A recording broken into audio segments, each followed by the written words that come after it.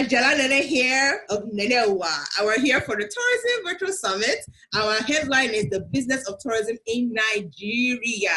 And I have with me here a lady I respect and I love what she's doing. Amaka Kedu Kidi. How are you, darling? I'm good. I'm fine. I'm very well. Thanks for coming on our summit. Thank you so much. And by the way, you guys, you're in Canada, right? Where are you now? I'm in America, in Virginia. Oh, Virginia. So she's here from all the way from Obodo Yibo. We call that white man's land. To here talk about the tourism summit. All right, then, please, can you introduce yourself, Amaka? Okay, my name is Amaka Amatokun Ndekwu. I'm US based, but I'm Nigerian. I am the founder of the Women in Hospitality Nigeria, and at the same time, the CEO for the Pine Awards, an award for hospitality, for the hospitality and tourism industry. Okay, awesome. So you see, she's a how do they put that? A master of many things. Please, is that the English? I guess, right. But at least we're married to tourism and hospitality. Exactly. That's the whole combination. Tourism and hospitality. You cannot take it away. You can't at all. So our first question is this. Tell us more about your initiative. That's the Women in Hospitality Nigeria. Okay, Women in Hospitality Nigeria are a group of women who have come together to support and unify each other. We are a voice of support for women in the hospitality industry to encourage us to attain leadership positions.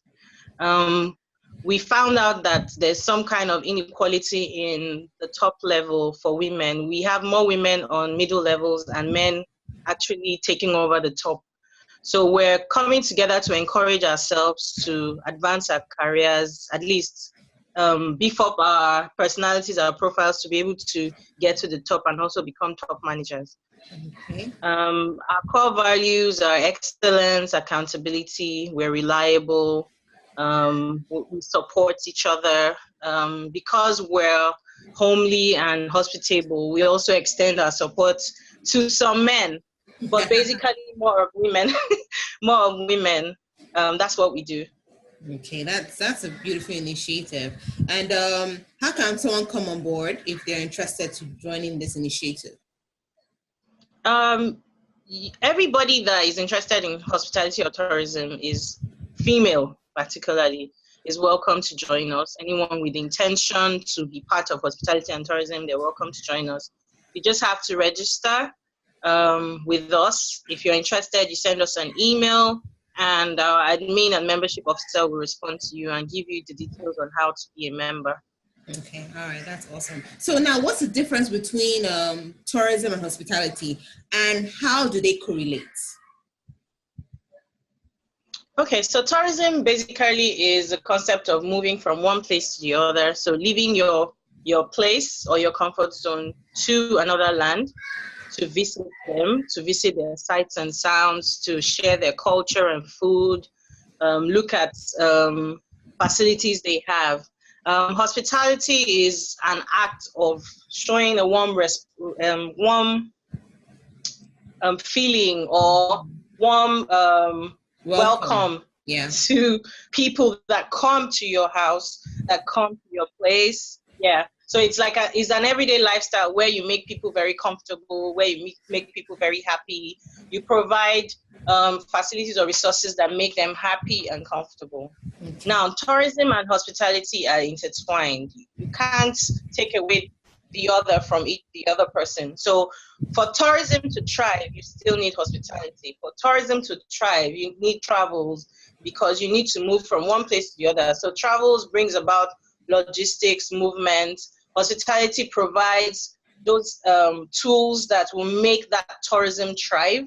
So for example, you have a visitor coming to your place without hospitality, the person is not going to feel welcome, will probably not come again.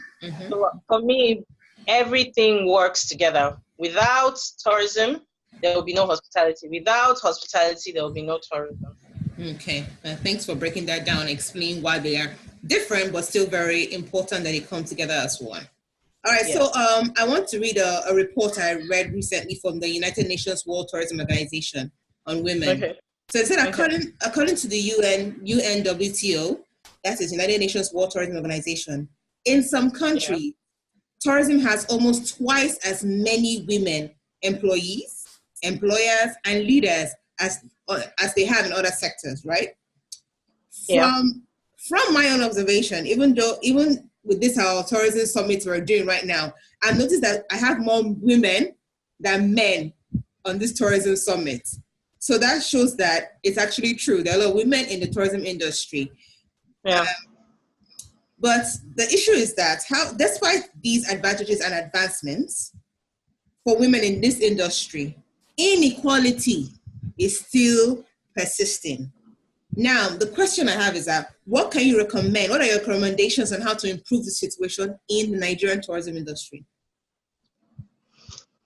Well, gender inequality is an issue, not just in the hospitality industry or tourism industry. It's in other industries. It's an issue that we've had from our great-great-great-grandfathers. So it's an issue that I don't know if at some point we'll find a final solution to it, because I guess people feel, or the men feel, that women have a lot of baggage and can't really function properly as a corporate leader or something. So I think there just has to be that conscious effort of continually telling people the benefits of allowing gender equality to thrive, because you may have positions where a woman can actually do it better, but because you have a man doing it, you don't really get good results.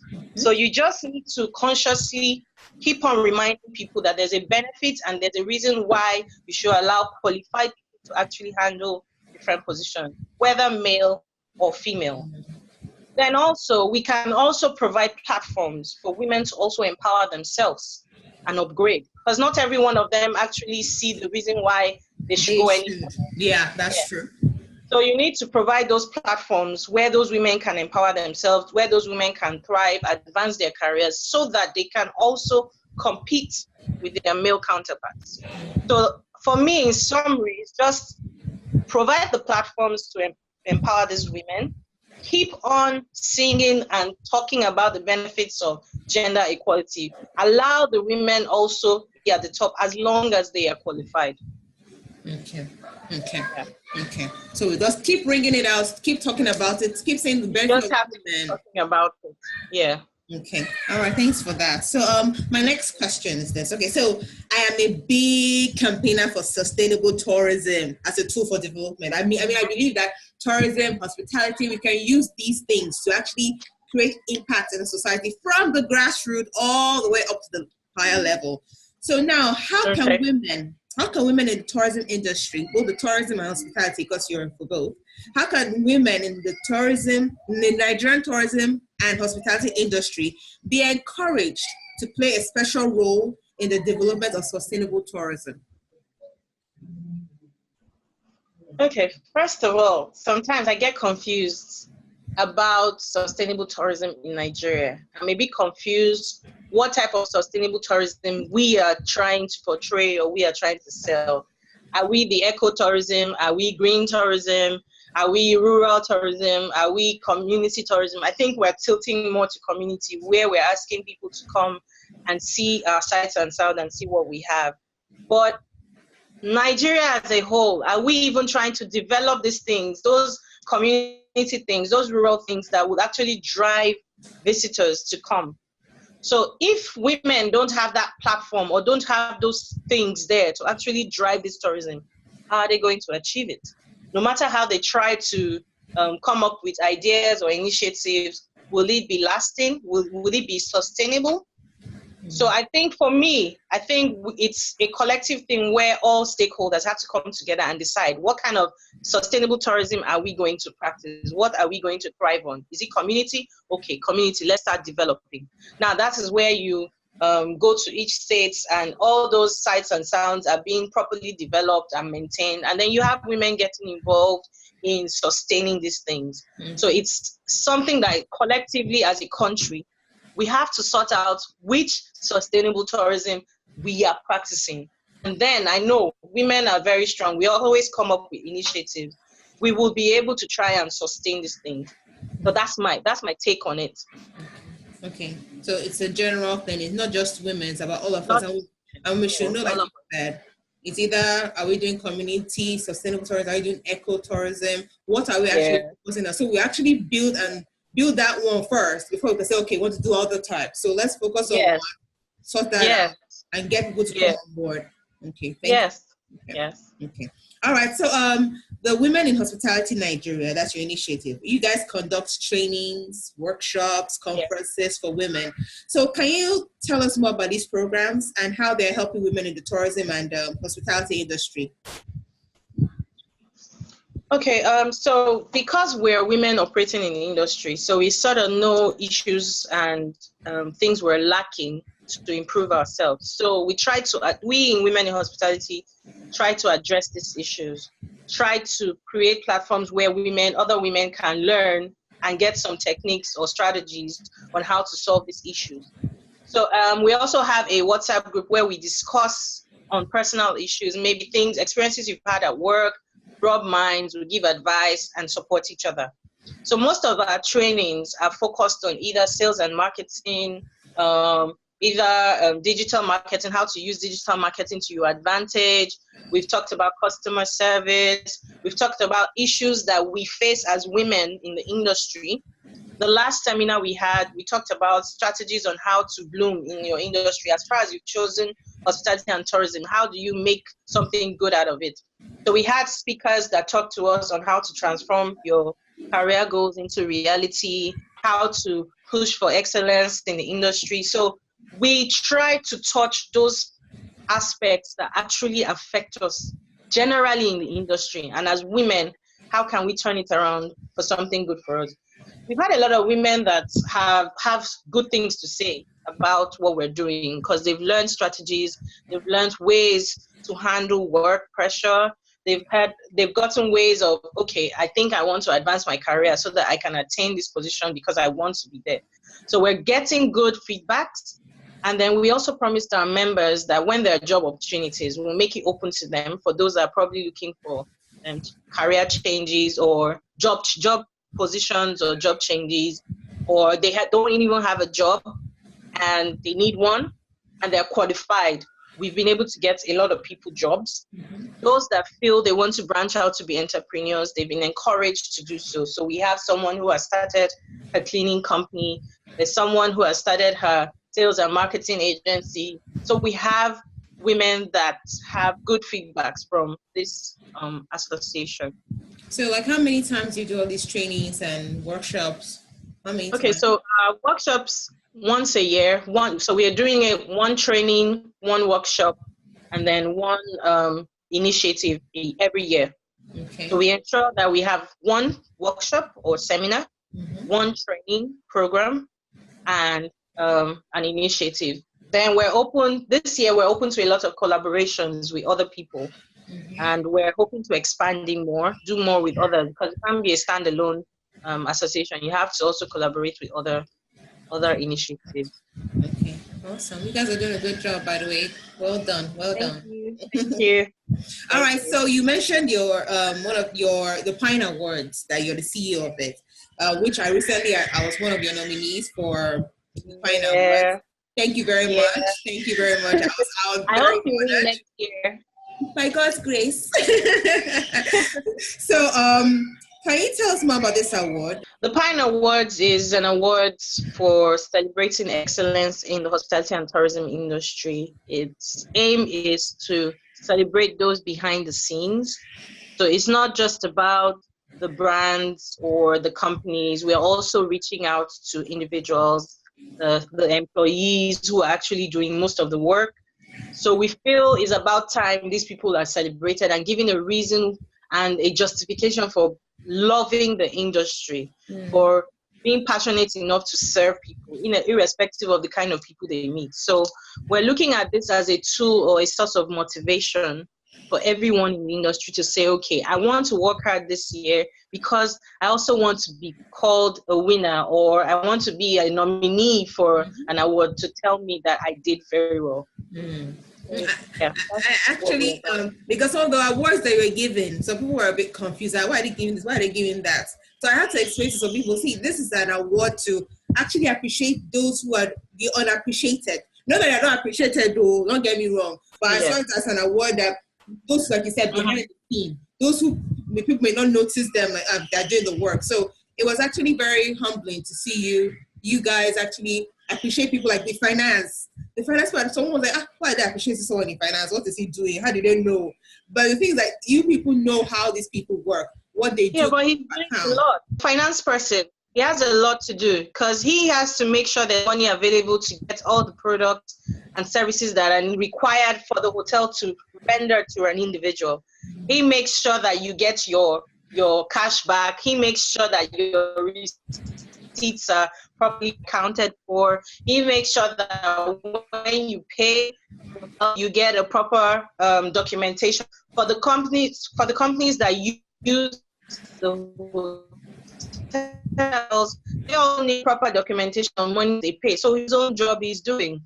Every one of us have a role to play in that service being rendered to people. So financing is very important. The money is very important. Okay, thanks for explaining that. Okay, so the criteria for the Pine Awards nominees and winners, we had a team put together to look out for nominees, and then we had people sending nominee names, which we checked out. We did some background checks. We were able to shortlist to 6 people per category. And then we had a group of 11 people we put together, industry people as judges, who had 50% votes, and 50% of the votes went to the public voting.